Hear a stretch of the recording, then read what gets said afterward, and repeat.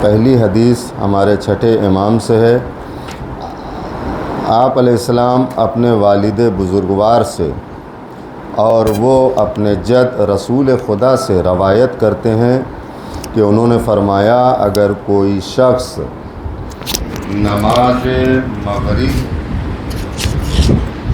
اور عشاء اور فجر، نماز مغرب عشاء اور فجر جماعت کے ساتھ پڑھے تو وہ ایسے ہے جیسے ساری رات نماز میں مشغول رہا۔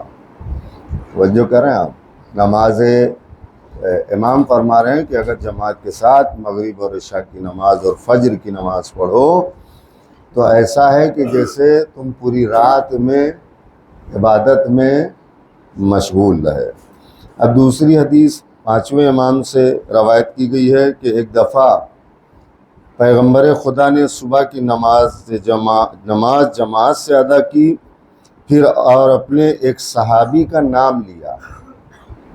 صبح کی نماز جماعت سے ادا کرنے کے بعد ایک صحابی کا نام لیا جو اس وقت وہاں پر موجود نہ تھے۔ آپ نماز و تعقیبات سے فارغ ہونے کے بعد اس صحابی کے گھر تشریف لے گئے، دق الباب کیا تو اس صحابی کی بیوی دروازے پر آئیں۔ آپ نے اپنے صحابی کے بارے میں پوچھا۔ صحابی کی بیوی نے بتایا کہ یا رسول اللہ، میرا شوہر، سنیے گا غور سے اس حدیث کو، میرا شوہر ساری رات ذکر و عبادت میں مشغول رہا اور اس واسطے صبح کی نماز گھر پر ہی ادا کر کے اب محو آرام ہے۔ پوری رات عبادت کرتا رہا، صبح کی نماز پڑھ کر کے گھر پر سو گیا۔ ٹھیک ہے، آپ نے فرمایا کہ جب وہ بیدار ہو تو اس کو بتا دینا کہ مجھے اس رب کی قسم جس کے قبضے میں محمد کی جان ہے کہ صبح کی 2 رکعت نماز جماعت کے ساتھ ساری رات کی عبادت سے افضل ہے۔ یعنی توجہ کیا آپ نے، صبح کی اگر 2 یعنی ایک انسان رات بھر عبادت کر رہا ہے لیکن صبح کی نماز جماعت سے پڑھنا میسر ہے، وہ پڑھ سکتا ہے اگر چاہے لیکن نہیں پڑھ رہا ہے، تو اس کا مطلب یہ ہے کہ وہ پوری جو رات عبادت کی گئی ہے وہ اس سے بہتر یہ تھا کہ صبح کی 2 رکعت نماز جماعت سے پڑھ لی جاتی ہے۔ جماعت کی اہمیت سمجھ رہے ہیں آپ؟ پوری رات نماز عبادت کرنے سے بہتر ہے۔ اب میں ایک حدیث آپ کے سامنے آخری اور عرض کروں گا، اور اس سے پہلے ایک چیز میں آپ کے سامنے بیان کروں جو عام طور سے لوگوں کے ذہنوں میں خلش رہتی ہے، تاکہ وہ دور ہو جائے۔ پھر اس کے بعد ایک حدیث آپ کے سامنے بیان کر کے آپ کی زحمت تمام کروں گا۔ جمیل بن صالح نے امام جعفر صادق علیہ السلام سے پوچھا،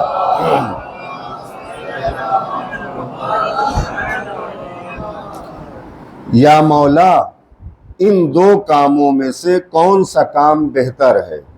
یعنی اگر ایک شخص اول وقت میں تنہا نماز پڑھ لے، ایک کام یہ، دوسرا یا تھوڑی تاخیر کے بعد جماعت کے ساتھ نماز پڑھے۔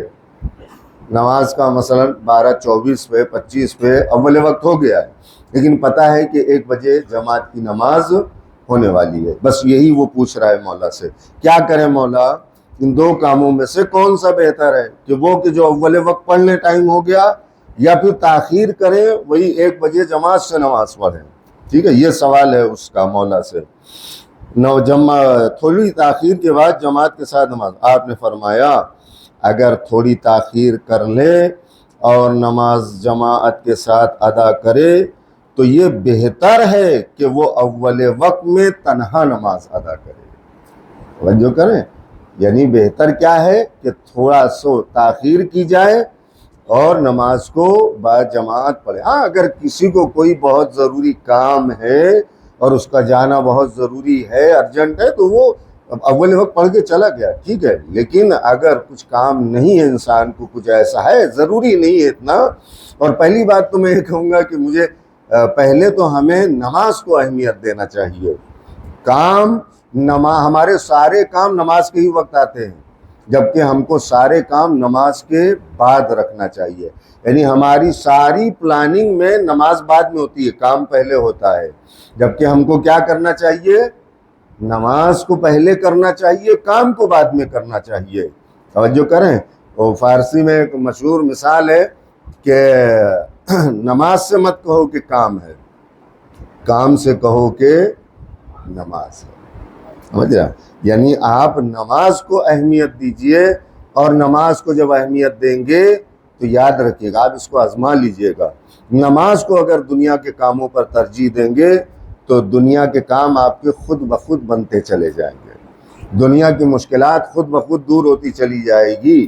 اس لیے کہ مشکلات کا حل کرنے والا وہی ہے، اسباب کا پیدا کرنے والا وہی ہے. پہلے اسے راضی کرو، وہ راضی ہو گیا تو تمہاری دنیا تمہارے لیے کیا ہو جائے گی؟ آسان ہو جائے گی. لیکن افسوس کے ساتھ یہی کہہ رہا ہوں کہ ہمارا ساری پلاننگ یہی ہوتی ہے. پہلی بات تو پلاننگ میں ہمارے نماز کہیں ہوتی ہی نہیں ہے، ٹھیک ہے؟ اگر ہے بھی تو یہ کام آپ کی زبان میں کہوں، یہ کام پٹا لیں گے اس کے بعد نماز پڑھیں گے. یہی الفاظ ہیں، یہی زبان ہے. تو لہٰذا ہمیں کیا چاہیے کہ ہم پہلے نماز کو. اب آخری حدیث سن لیجئے اور بات ختم ہو گئی. ایک صلوات پڑھ دیجیے محمد والے محمد.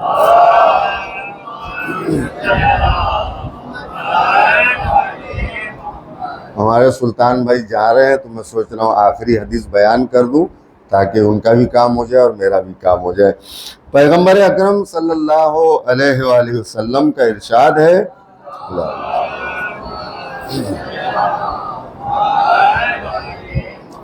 اگر رکوع، سجود، قیام اور بقیہ تمام ارکان نماز صحیح سے ادا کیے جائیں تو نماز ایک نورانی شکل اختیار کر لیتی ہے. یہ کتنی اہم بات ہے، یہ وہ ان کے لیے میں عرض کر رہا ہوں. تھوڑا سا یہاں پہ رک جاتا ہوں چونکہ یہ بہت ضروری ہے. پیغمبر کیا فرما رہے ہیں کہ رکوع، سجود، قیام، ان جتنے ارکان ہیں اس کو اگر صحیح سے ادا کیا جائے تو ہماری یہ نماز نورانی شکل اختیار کر لیتی ہے. اور آپ کو معلوم ہے نماز مومن کی معراج ہے، معراج ہے. تو یہ نورانی شکل میں آسمان کی طرف جاتی ہے نماز. ابھی وہی میں عرض کر رہا ہوں آپ کے سامنے. اب آپ یہ سوچئے کہ جو لوگ نماز ایسے پڑھتے ہیں کہ نہ ان کا رکوع سمجھ میں آتا ہے، نہ سجدہ سمجھ میں آتا ہے، ٹھیک ہے، نہ قیام سمجھ میں آتا ہے. آپ دیکھیے بہت سارے لوگ ایسے ہیں جو نماز ایسے پڑھتے ہیں کہ بس اٹھے سجدے، بس گئے اور اٹھے، پتہ نہیں ذکر بھی صحیح سے پڑھا نہیں. یعنی کہنے حدیث یہ کہہ رہی ہے کہ سجدے کو صحیح سے ادا کرو، رکوع کو صحیح سے ادا کرو. جیسے رکوع آپ گئے رکوع میں بڑے اطمینان کے ساتھ آپ اس ذکر کو رکوع کے پڑھیے، سجدے میں جا کر کے ذکر سجدہ کو پڑھیے، قیام کو باقاعدہ طور پر قیام کی طرح کریے. کھڑے رہیے نہیں کہ کھجا رہے ہیں ادھر، یہ بٹن بند کر رہے ہیں، یہ پینٹ صحیح کر رہے ہیں. یعنی جب تک کھڑے ہیں کچھ نہ کچھ کرتے جا رہے ہیں، پڑھتے جا رہے ہیں اور کرتے جا رہے ہیں. سمجھ رہے ہیں آپ؟ تو یہ نہیں، نماز کو اس کے ارکان کو پیغمبر کہہ رہے ہیں صحیح سے ادا کرے تو وہ نماز نورانی شکل اختیار کر لیتی ہے. اور جو لوگ نماز اس طرح سے پڑھتے ہیں جلدی جلدی، یہ بھی سن لیجئے، اور آیات اعظام کی توضیح المسائل میں بھی آپ دیکھیے گا یہ حدیث موجود ہے وہاں پر بھی، کہ جلدی جلدی جو نماز پڑھتے ہیں، رکوع نہیں پتہ چلتا، سجود نہیں پتہ چلتا، کب کھڑے ہوئے، کب رکوع میں گئے، کب سجدے میں گئے. ایسے لوگوں کے لیے ہے کہ اگر موت آ جائے تو یا یہودی ہو کے مرے گا یا عیسائی ہو کر کے مرے گا. سمجھ رہا ہے؟ یعنی وہ کیا کر رہا ہے؟ خالی سر بھر رہا ہے. وہ آیا ہے جیسے قرضہ کوئی ہے کہ وہ چکانے آیا ہے، بس جیسے تیسے جو ہے وہ ادا ہو جائے. نہیں، خدا کی بارگاہ میں آ رہے ہو تو اطمینان کے ساتھ آؤ، اطمینان سے اس کو یاد کرو، اس کا ذکر، کیونکہ یہیں سے تمہیں سکون اور اطمینان حاصل ہونے والا ہے. تو پیغمبر نے کیا کہا؟ صحیح سے رکوع، سجود، قیام یعنی ارکان نماز کو صحیح سے ادا کیا جائے تو ایک نورانی شکل اختیار کر لیتی ہے. بہت اہم حدیث ہے، سنیے گا. اور آخری حدیث، اور آسمانوں کی طرف پرواز کرتی ہے. کون پرواز کرتی ہے؟ نماز. جس نے نورانی شکل اختیار کی، اب وہ نماز آسمانوں کی طرف پرواز کر رہی ہے. آسمانوں کے دروازے اس کے لیے کھول دیے جاتے ہیں. یعنی کس کے لیے؟ جو نماز آپ نے پڑھی ہے، جس نے نورانی شکل اختیار کر لیا ہے، جب وہ آسمان کی طرف جاتی ہے، پرواز کرتی ہے، تو دروازے آسمان کے کیا کر دیے جاتے ہیں؟ کھول دیے جاتے ہیں. اس کا مطلب یہ ہے کہ یہ نماز ذریعہ بن رہی ہے کہ یہ در حقیقت آسمان کے دروازے آپ کے لیے کھولے جا رہے ہیں. اہمیت یعنی آپ کے لیے یہ دروازے کھولے جا رہے ہیں. یہ نماز ذریعہ بن رہی ہے. تو جو نماز ذریعہ بن رہی ہے تو اس کو بہتر طریقے سے ہمیں کیا کرنا ہے؟ ادا کرنا ہے. اس کے لیے دروازے کھول دیے جاتے ہیں. اور نماز یہ کہتی ہوئی اوپر جاتی ہے. وہ تو ہم سنتے نہیں ہیں. کاش کہ ہم سنتے نماز جو کہتی ہے، تو شاید ہماری نماز میں سدھار آ جاتا اور شاید ہم نمازی قاعدے کے بن جاتے. کیا نماز یہ کہتی ہوئی اوپر جاتی ہے کہ اے انسان، تو نے میرا خیال رکھا، تو نے میری حفاظت کی. یہ نماز کہہ رہی ہے. نماز پڑھنے والے سے، اے انسان تو نے میرا خیال رکھا، تو نے میری حفاظت کی ہے. یعنی گویا نماز دعا دے رہی ہے نماز پڑھنے والے کو. سنیے آپ، نماز کیا کری؟ حفاظت کا مطلب کیا ہے؟ یہ نہیں کہ آ کر کے صرف نماز پڑھ لی. وہی پیغمبر کی بات، پیغمبر نے جو شروع میں اس حدیث میں کہی ہے کہ صحیح سے ارکان نماز کو ادا کیا جائے تب حفاظت ہوگی نماز کی. وہی فرشتہ کہہ رہا ہے، یہ نماز کہہ رہی ہے کہ اے انسان تو نے میرا خیال رکھا، میری حفاظت کی، خدا تیری حفاظت کرے. یہ نماز کہہ رہی ہے. خدا یعنی گویا نماز خود نماز پڑھنے والے کو دعا دے رہی ہے کہ خدا تیری حفاظت کرے. اس وقت وہاں موجود فرشتے نماز گزار پر سلام و رحمت خدا بھیجتے ہیں. یعنی جب یہ نماز دعا دیتی ہے تو اور جو فرشتے موجود ہوتے ہیں وہ نماز پڑھنے والے کو، نماز گزار پر سلام و رحمت خدا کی اس کے اوپر بھیجتے ہیں. یعنی خدا کا سلام اس کے لیے، خدا کی رحمت اس کے لیے. کس کے لیے؟ نماز گزار کے لیے، نماز پڑھنے والے کے لیے. لیکن اب یہ تو پہلو تو بڑا اچھا لگا ہم کو، اب یہ دوسرا پہلو اور اس بات ختم ہو گئی.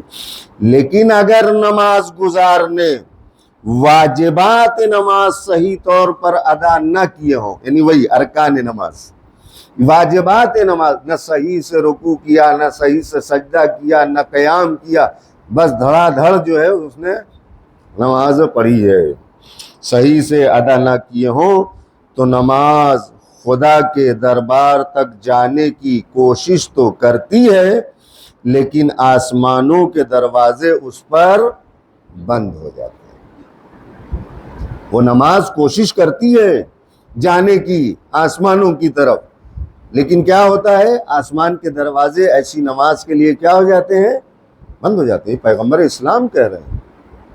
سوچئے آپ کو نماز کی حفاظت کرنی ہے، آسمان کے دروازے اس پر بند ہو جاتے ہیں.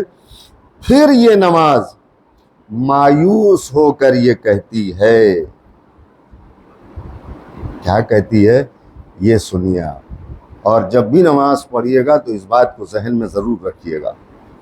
دو چیزیں یاد رکھیے گا. ایک وہ کہ جو کہا کہ اے انسان تو نے میرا خیال کیا، میری حفاظت کی، اللہ تیری حفاظت کرے، یہ جملہ. اور دوسرا یہ جملہ، اب جب کوشش کرتی ہے آسمان پر جانے کی، نہیں جا پاتی ہے آسمان پر. کیوں؟ کیونکہ دروازے اس کے لیے بند ہو جاتے ہیں. اب جب دروازے بند ہو گئے تو مایوس ہو کر کہتی ہے اے بندے خدا، تو نے مجھے ضائع کر دیا، تو نے مجھے کھو دیا. سنیے، یہ جملہ یاد رکھیے گا جب بھی نماز پڑھیے گا. ضائع کر دیا، خدا تجھے ضائع کرے۔ یعنی جہاں ایک طرف تمہاری نماز نے تم کو دعا دی ہے تو دوسری طرف یہی تمہاری نماز تمہیں بد دعا دے رہی ہے کہ تو نے مجھے ضائع کیا، خدا تجھے ضائع کرے۔ اس کے بعد اور یہ نماز اس کے منہ پر مار دی جاتی ہے۔ ختم کیا میں نے بات۔ یہ نماز کتنی بڑی بات ہے، اگر آدمی غور کرے، سوچے اس کے بارے میں کہ اگر ہم چاہیں تو اپنی نماز سے دعا بھی لے سکتے ہیں اور بد دعا بھی لے سکتے ہیں، یہ دونوں ہمارے ہاتھ میں۔ کیا کہہ رہی ہے نماز کو؟ جیسے تو نے مجھے ضائع کیا ویسے اللہ تجھے بھی ضائع کرے، مایوس ہو کر کے کہتی ہے نماز۔ اور وہ نماز ایسے نمازی کے منہ پر مار دی جاتی ہے۔ تو اس کا مطلب کیا ہے کہ نماز تو ہمیں پڑھنا ہے، لیکن اس طریقے سے نماز پڑھنا ہے کہ اس کا رکوع، اس کا سجود، اس کا قیام، یعنی جتنے بھی اس کے واجبات ہیں، ارکان ہیں، اس کو ہمیں صحیح سے ادا کرنا ہے، تاکہ نماز پڑھ کر کے جب جائیں تو صرف نماز پڑھ کر جائیں نہیں، نماز کی دعائیں بھی لے کر کے ہم جائیں۔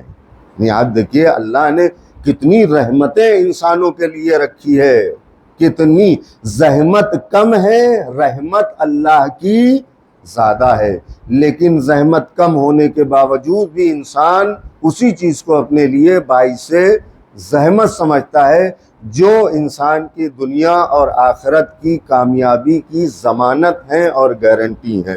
یعنی دو چیزیں ہمیں اہمیت دینا ہے۔ ایک، اگر فرادہ نماز پڑھ رہے ہیں تو کوشش یہ کریں کہ نماز کو صحیح سے ادا کریں، باقاعدہ رکوع کریں، باقاعدہ سجدہ کریں، باقاعدہ قیام کریں، یعنی ہر ارکان کو اطمینان کے ساتھ تشہد پڑھیں، سلام پڑھیں، توجہ کر رہے ہیں آپ۔ لہذا اور دوسری کوشش یہ ہے کہ نماز کو باجماعت پڑھنے کی کوشش کریں، تاکہ جو ہم فرادہ نماز میں اجر و ثواب نہیں لے سکتے ہیں، وہ سارا کے سارا اجر و ثواب ہم نماز سے جماعت پڑھ کر کے حاصل کر سکتے ہیں۔ اور میں نے آپ کو بتایا ہے شروع سے، آج ایک مہینے سے میرے خیال سے اوپر ہو گیا، کہ نماز جماعت کے سلسلے میں کتنی عظمتیں ہیں، کہ اگر انسان کا ثواب گھر سے نکلا ہے نیت کر کے نماز جماعت کو پڑھنے کی، نماز کو جماعت سے پڑھنے کی، وہیں سے اس کا اجر و ثواب کے نامہ اعمال میں لکھا جانے لگا۔ توجہ کریں، اب ہر قدم پر چل رہا ہے، 70,000 فرشتے کیا کر رہے ہیں؟ اس کے لیے طلب مغفرت کر رہے ہیں۔ 1000 نیکیاں اسے اللہ کی طرف سے دی جا رہی ہیں، 70,000 نیکیاں دی جا رہی ہیں، 70,000 اس کے درجات کو بلند کیا جا رہا ہے، اس کے مرتبے کو بلند کیا جا رہا ہے۔ یعنی یہ کہاں سے شروع ہو گیا ہے؟ آپ سوچئے، جب گھر سے نکلا ہے مرد مومن کہ اس نیت سے کہ مجھے جماعت سے نماز پڑھنا، وہاں سے شروع ہو گیا، یہاں تک کہ یعنی نماز کے مکمل ہونے تک، جماعت کی نماز مکمل ہونے تک آپ کو اندازہ اب ہونا چاہیے کہ ہم جماعت سے نماز پڑھ کے کیا کچھ اپنے ساتھ لے کر کے جا رہے ہیں۔ جو ہم فرادہ نماز پڑھ کر کے حاصل نہیں کر سکتے، وہ ساری چیزیں ہم جماعت سے نماز، اور آپ کو اندازہ اب ہونا چاہیے کہ جماعت سے ہم نے نماز پڑھ کے کیا کچھ حاصل کیا ہے۔ اپنی مغفرت کا انتظام کر لیا ہے، نیکیاں 70,000 ہمارے نامہ اعمال میں۔ آپ اندازہ تو لگائیے، اگر ایک دن میں آپ کتنی نیکی کرتے ہوں گے؟ بس آخری بات سن لیجئے، ایک دن میں آپ کتنی نیکیاں کرتے ہوں گے؟ ایک بھی نہیں کرتے ہوں گے، یا ایک آدھ دو کر لیتے ہوں گے، ٹھیک ہے، میں نہیں کہتا ایک بھی نہیں، کچھ تو کرتے ہی ہوں گے، کچھ نیکیاں جو گن لو 7 8 9 10 ہے نا۔ لیکن اگر آپ ایک دن میں 3 وقت کی نماز جماعت سے پڑھ رہے ہیں تو ہر نماز پہ 70,000 نیکیاں مل رہی ہیں آپ کو، تو ایک دن میں آپ کتنی نیکیاں کما رہے ہیں یہ آپ کاؤنٹ کریے۔ ظہر، عصر، مغرب، عشاء، فجر، ایک نماز پہ 70,000۔ اور 70,000 نیکیاں پلس یہ بھی کریے 70,000 نیکیاں ہر قدم پر مل رہی ہیں، ہر قدم پر، یعنی گھر سے آپ چلے جتنا قدم آپ کا بڑھتا جا رہا ہے ہر قدم پر 70,000 نیکیاں انسان کے لیے لکھی جا رہی ہیں، 70,000 نیکیاں۔ اب آپ سوچ لیجئے، میں نے کہا تھا آپ اندازہ لگائیے کہ اگر ایک چھوٹی مثال سوہانہ میں سے بھی کوئی آتا ہے تو بھی جو ہے 20-30 قدم تو اس کے ہو ہی جاتے ہوں گے۔ ایک چھوٹی سی مثال لے لیجئے، اگر 20-30 قدم کو بھی آپ گن لیجئے تو آپ اس کو کاؤنٹ کریے، ہر قدم پہ 70,000 نیکیاں مل رہی ہیں، یعنی جو نیکیاں ہو سکتا ہے سال بھر میں آپ نہ کر سکتے ہوں، اور ممکن ہے، بہت ممکن ہے کہ 70,000 نیکیاں تو ہم سال میں بھی نہیں کر سکتے، شاید پوری عمر میں اگر کاؤنٹ کیا جائے تو 70,000 نیکیاں ہماری پوری عمر میں بھی نہ نکلیں اگر کاؤنٹ کیا جائے۔ لیکن اگر آپ چاہیں تو نماز جماعت ایک ایسا ذریعہ ہے کہ جس کے ذریعے سے آپ ہر روز اپنے ہر قدم کے بدلے 70,000 نیکیاں خدا سے حاصل کر سکتے ہیں، اور جو نیکی ہم نے کی ہے وہ نیکی اور جو نیکی اللہ ہمیں دے رہا ہے اس میں بہت فرق ہے۔ ہماری نیکی پتہ نہیں قبول ہو نہ ہو، مگر جب وہ نیکیاں عطا کرے گا تو پھر سوچئے ہم کتنے غنی ہیں، ہم کتنے مالدار ہیں۔ خدا ہم سب کو توفیق دے کہ ہم ہر نماز کو کہیں بھی رہیں باجماعت نماز ادا کر سکیں۔ خدا ہم سب کو توفیق دے کہ ہر نماز کی ہم حفاظت کر سکیں اور نماز کی دعائیں لے سکیں۔ پروردگار کی محمد و آل محمد کا واسطہ جو مومنین مومنات پریشان حال ہیں ان کی پریشانیوں کو دور فرما۔ پروردگار تمام مومنین مومنات اور ہم سب کی توفیقات میں اضافہ فرما۔ پروردگار کے مومنین مومنات بچے اس وقت میں بیمار ہیں، جعفر بھائی انہیں شفا کاملہ عنایت فرما۔ پروردگار تجھے محمد و آل محمد کا واسطہ جتنے بھی مومنین یہاں پر موجود ہیں ان کی جو بھی نیک اور دلی حاجتیں ہیں پروردگار ان کی حاجتوں اور ضرورتوں کو پورا فرما، ان کی مشکلوں کو آسان فرما۔ اور روز جمعہ ہے، روز امام زمان عجل اللہ تعالی فرجہ الشریف ہے، آج کے دن کم سے کم ہمارے امام وقت کو ہم سب سے راضی و خوشنود فرما، ان کے ظہور میں تعجیل فرما اور ان کے خادم و انصار میں ہم سب کا شمار فرما۔ ربنا تقبل منا انک انت السمیع العلیم۔ السلام علیکم ورحمۃ اللہ۔